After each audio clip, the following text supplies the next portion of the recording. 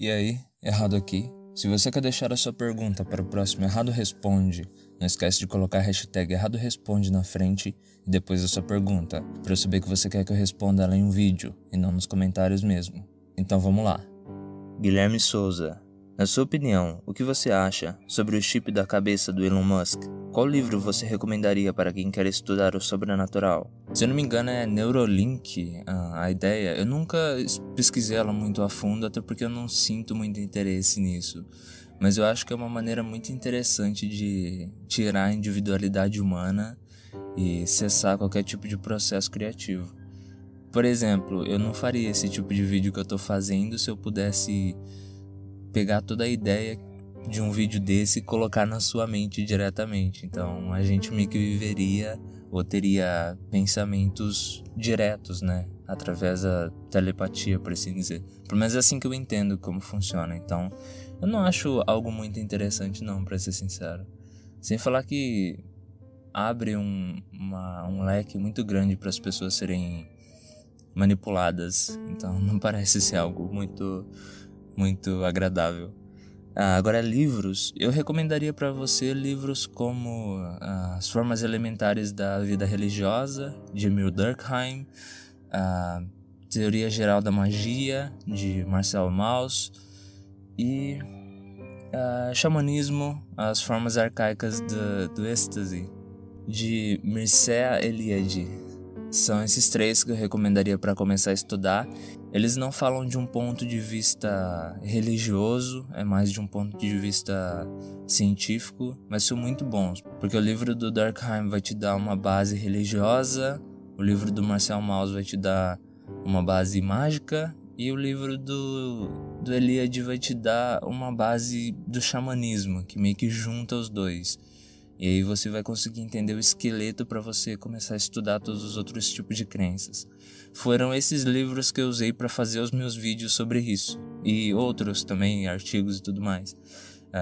Para fazer o vídeo sobre o que é religião, eu me baseei no de Durkheim. De magia eu me baseei no de Mauss.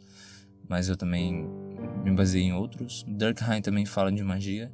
E o do xamanismo foi quase que inteiramente sobre me baseando no livro do Eliade. Então, esses são os três que eu recomendo. São livros muito bons. Eles não são tão densos assim, mas meio que são clássicos dessa nossa área aqui de estudo. Então, é bem interessante. Eu recomendo sim, fortemente.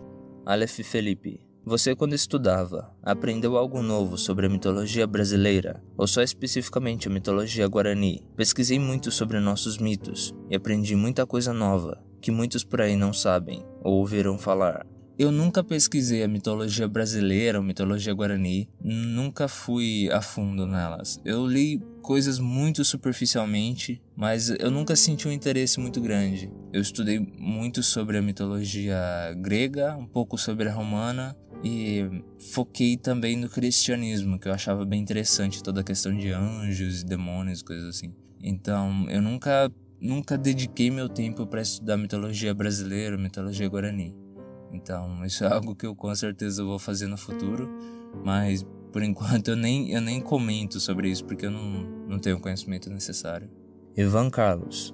Eu ainda tô aqui, mano. Poderia contar rapidinho os exercícios que tu faz para ter um corpo assim? Cê é louco. Teu braço tem mais músculo que meu corpo inteiro.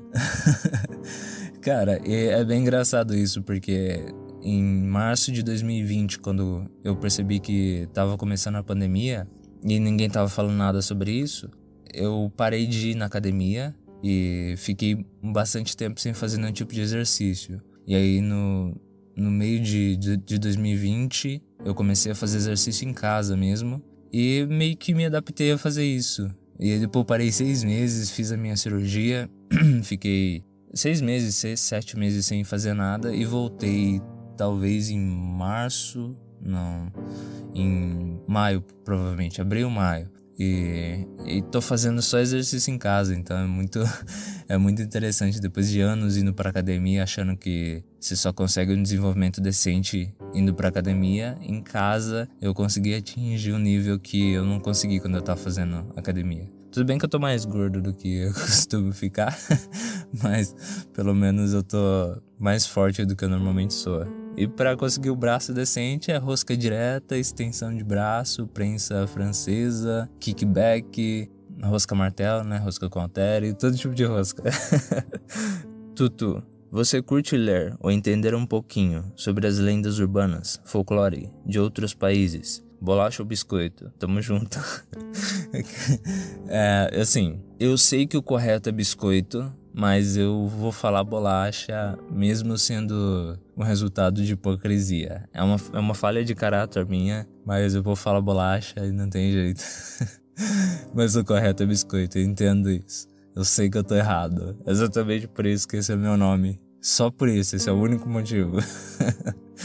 Mas sim, eu adoro pesquisar sobre folclores de outros países. Conheço bastante o folclore americano e, a maneira como ainda surgem relatos muito fortes e vão parar na internet de pessoas interagindo com criaturas que tradicionalmente são folclóricas é algo que eu acho muito incrível do americano em si. O pé grande lá é muito forte, no Canadá o Sasquatch. É uma história muito forte que as pessoas relatam constantemente e é muito fascinante. Então, para quem gosta disso, os Estados Unidos principalmente é um prato cheio. E também tem o folclore japonês, o folclore do leste europeu, que é muito rico, principalmente em vampiro e lobisomem. Os caras têm umas histórias muito doidas. Eu vi um tempo atrás uma cabana que eles falavam que vivia o espírito de um vampiro lá dentro. Acho que era na Sérvia isso. E é um negócio que ainda tá muito em voga e eu acho isso muito, muito legal, porque a sensação que dá é que conforme o tempo foi passando e a gente foi se desenvolvendo tecnologicamente, as pessoas começaram a perder esse misticismo, que eu acho que é algo fundamental para a espécie humana. Quando você tira essa imaginação, mesmo não sendo real, ou sendo, mas independente, não importa. O que importa é realmente a crença da pessoa. Quando você tira isso, essa vontade, eu não tenho palavras realmente para explicar, mas quando você tira toda a questão da crença e dessas criaturas e de todas essas coisas místicas e paranormais, você meio que começa... A sensação mental que eu tenho é como se eu estivesse dentro de um labirinto, quando eu tiro tudo isso. Os muros são muito duros, o caminho é muito estreito e é tudo certinho. Mas quando o mundo ele é encantado, por assim dizer, ganha uma magia diferente. Eu acho muito interessante. Eu acho muito fascinante. Não é um acidente que eu tô aqui pesquisando sobre essas coisas e fazendo vídeos sobre essas coisas. Eu acho que se o mundo tiver um pouco mais disso, claro que com o senso crítico, sendo cético e tudo mais, eu acho que vai ajudar de certa maneira. Eu tenho a impressão de que essas histórias vão ajudar de certo modo, então é o principal motivo do porquê eu faço vídeos sobre elas. Eu acho que tem um valor muito grande. Thiago Bezerra Santos, muito obrigado por responder minha pergunta. E você pode continuar fazendo mitos e criaturas das mitologias. Muito bons os seus vídeos. Outra pergunta. No mundo que vemos hoje, será que possa ter criaturas ou entidades existentes vivendo na Terra?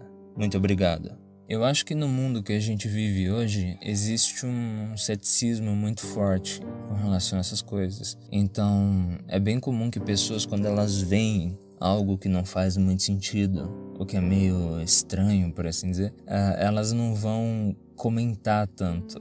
Então, as histórias vão acabar morrendo, não porque elas pararam de acontecer, porque o denominador comum são seres humanos. A gente avançou, tem tecnologia, tem câmera, tem tudo, mas a gente continua basicamente o mesmo, há centenas de milhares de anos, provavelmente. Pelo menos 100 mil anos. Então, as experiências vão continuar acontecendo, porque talvez criaturas ou entidades sobrenaturais existam, de algum modo, seja o que essa existência queira dizer, porque a gente pode estar falando de uma existência diferente da existência física como a gente entende. Pode ser uma existência de um aspecto um pouco diferente da realidade, uma camada diferente, um caminho meio diferente que eles seguem na forma de vida que eles são, se é que eles são uma forma de vida.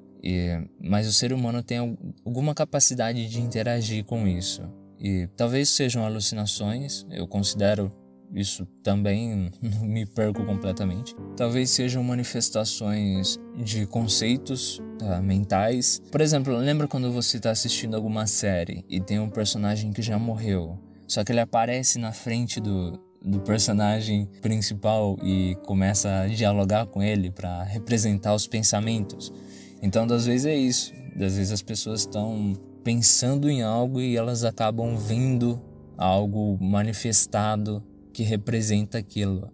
Agora, desconsiderando toda essa parte cética de explicar, porque você pode explicar qualquer coisa, tentar usar uma explicação simples e minimalista e reduzir tudo a partes ínfimas.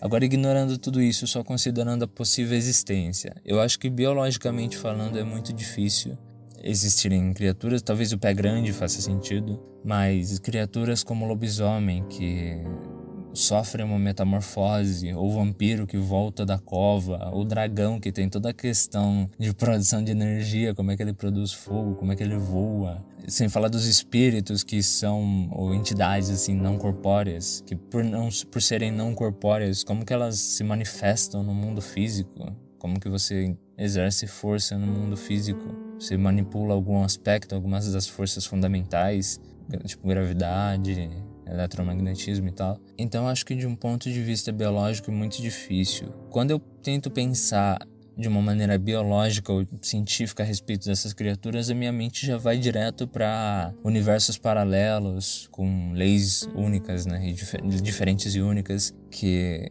talvez possam dar origem a essas criaturas, ou talvez algum tipo de manipulação genética ou mutação, o problema é que talvez existam mecanismos biológicos através dos quais certas criaturas possam surgir. E a gente não conhece, infelizmente, porque não faz sentido a gente pensar que a gente sabe de tudo, quando sempre está sendo descoberto coisas novas. É como eu vim falando, eu acho interessante você levar em conta, porque talvez as criaturas sobrenaturais não existam, paranormais não existam, mas elas têm um histórico muito enraizado na mente humana. Então, muitas vezes elas funcionam como um espelho, como um reflexo da nossa personalidade, das nossas atitudes.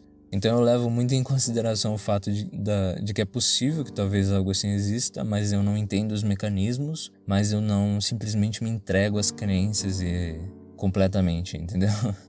Agora, antes de terminar o vídeo rapidinho, eu queria falar que nos últimos meses eu recebi alguns e-mails relacionados a patrocínios, de pessoas querendo que eu fizesse um vídeo no começo, colocasse um vídeo no começo dos meus vídeos, divulgando a marca delas. E recentemente eu interagi com um desses patrocínios e eu recebi uma insistência muito forte deles querendo que eu fizesse o download de um vídeo compactado para eu executar no meu computador. E eles deixaram bem claro que aquele vídeo era para Windows, o que é algo bem estranho, porque tecnicamente o meu sistema operacional não deve importar não deve ter relação nenhuma com alguém que está me mandando um vídeo. Então já subi os alertas na hora, eu fui verificar melhor o nome das marcas e das empresas e tudo, e eu reparei que existiam discrepâncias muito pequenas que, se você não presta atenção, você não consegue se ligar muito. O e-mail também era da Polônia,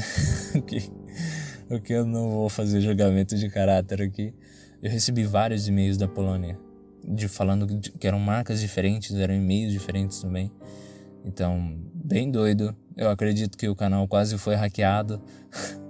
Se eu baixo o vídeo e executo, eu acredito que eu ia perder muita coisa. Não só o canal, como todos os meus e-mails pessoais e talvez até coisa de documento e banco e coisas assim. Então, eu quase me lasquei fortemente essa semana aí. Felizmente tá tudo certo. Caraca, acabei de ver um morcego voando aqui na minha frente. Olha só, gente. O bicho é ligeiro, hein? Coisa doida. Mas é isso aí, esse foi o Errado Responde dessa semana. Eu espero que vocês tenham curtido e até a próxima. Eu sou o Errado e esse é o Erro do Mundo. Adeus.